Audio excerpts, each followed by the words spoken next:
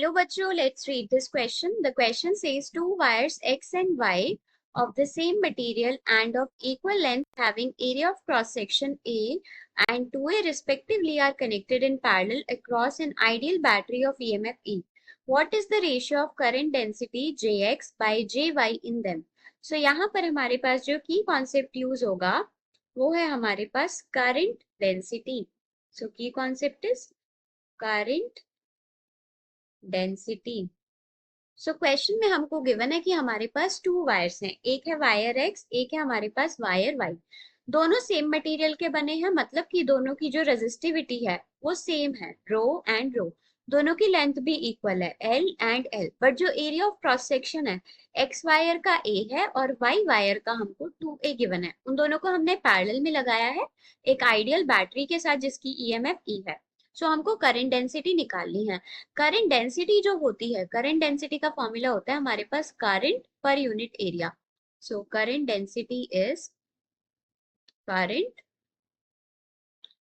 Divided by area perpendicular to the flow of current. Area perpendicular to the flow of current. So अगर हमको current निकालना है तो सबसे पहले तो हमको रेजिस्टेंस पता होनी चाहिए. रेजिस्टेंस ऑफ वायर एक्स क्या होगी हमारे पास, रो एल बाय ए होगा. इसको हमने आर मान लिया. रेजिस्टेंस ऑफ वायर वाई जो होगा वो होगा हमारे पास rho into L by area है 2a. So this will be R by 2. अब ये जो हमारे पास दोनों वायर्स हैं उनको लगाया गया है हमारे पास पैरेलल में.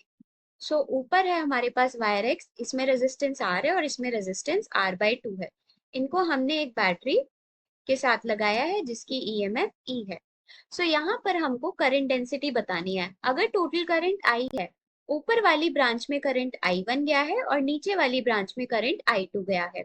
सो यहाँ पर क्योंकि ये दोनों जो हमारे पास रेजिस्टर हैं वो पैरेलल में है, दोनों पैरेलल में है, तो potential difference across X is equals to potential difference across Y.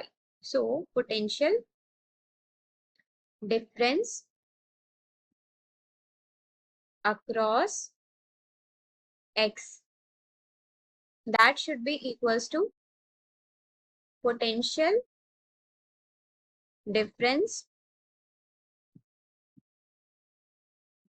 across Y.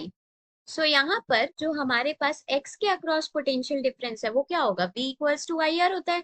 So x के अक्रॉस हो गया हमारे पास I1 R. ये किसके इक्वल होगा, ये होगा हमारे पास I2 इंटू आर के इक्वल, R बाय 2 के इक्वल होगा. सो यहाँ पर हमारे पास I1 बाय I2 जो होगा उसका रेशियो आ जाएगा हमारे पास 1 बाय 2. फिर हम बात करते हैं कि कंप्लीट सर्किट में हमारे पास करंट कैपिटल I है. सो कैपिटल I क्या होगा, कैपिटल I होगा हमारे पास E potential difference upon R equivalent. R equivalent circuit का क्या होगा, R equivalent will be R into R by 2 divided by R plus R by 2, मतलब 3r by 2. So r by 2 से r बाई 2 कैंसिल हो गया. Are equivalent की जो value आएगी वो आएगी हमारे पास r बाई 3. सो I की वैल्यू आ जाएगी हमारे पास 3e by R. R equivalent की जगह हमने r बाई 3 पुट किया. So total current 3e by R है. सो I1 जो होगा, I1 क्या होगा हमारे पास, I1 होगा हमारे पास 1 बाय 3. फ्रैक्शन हम ये जो रेशियो है I1 I2 की वो 1 बाय 2 गिवन है. सो I1 अगर हम निकालना चाहें तो 1 बाय 3 और टोटल करंट है हमारे पास 3e बाय आर. सो 3 से 3 कैंसिल, I1 की वैल्यू आ गई हमारे पास e बाय आर.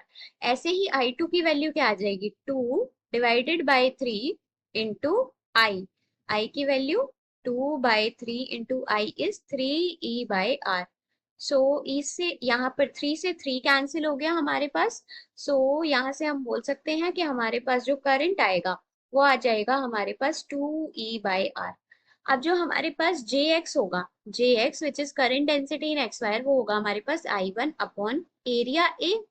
और जो jy होगा वो होगा हमारे पास I2 अपॉन एरिया. एरिया क्या है, 2a. सो I1 की वैल्यू है हमारे पास e by r, so e by r a. और I2 की वैल्यू है हमारे पास 2e बाय आर और ये है हमारे पास 2a.